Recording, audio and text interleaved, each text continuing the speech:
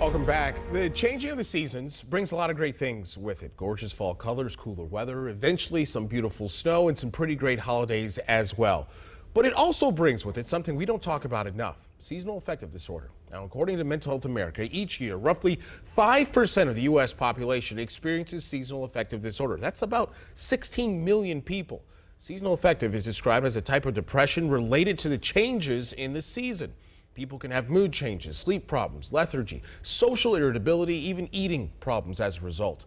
So some of the factors that can lead to it include loss of daylight, the cold weather, even all that stress that the holidays puts on us. But this year, with the pandemic, issues with race, the economy, job losses, and really everything that's come with 2020, experts say there's a lot on our plate, which makes it possible that not only more people can be affected, but those who are may be feeling a bigger impact.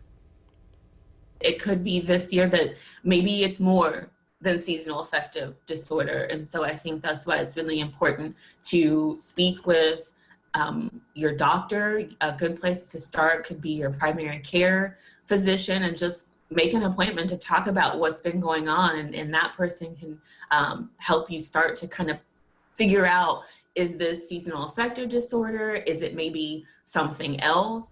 Now, while there isn't a cure for seasonal affective, there are some things that those experiencing it can do to potentially help. Now, that includes buying a light therapy box or a dawn simulator, which can mimic the sun, starting an exercise routine, spending more times outdoors, vitamins, and if necessary, prescribed medications. But Dr. Henderson says all that comes second to the most important step.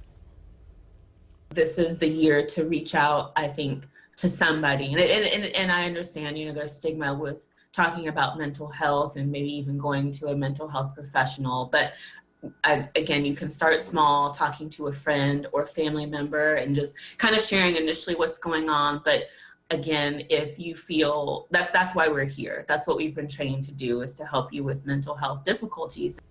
Now, with so much leading to our mental health, Henderson says talking to someone really is the best way to unpack what's going on and what you may be experiencing. And obviously, Angela, as we know, millions of people go through this, and there is a stigma around talking about it, but it's something that's completely normal and we should be talking about. Right. And you know what? There are options too, of how to fix it and how to make it better. Yeah. And I think right now so many people are just, if you don't know that term, you're like, what is going on with me? And you think something may be wrong with you. It's completely normal. A lot of people go through it, and with the year that has been so far, and it's not over yet, it's understandable if we may be elections coming up, holidays coming up, so it's all understandable. Take care of yourself. Absolutely. For sure.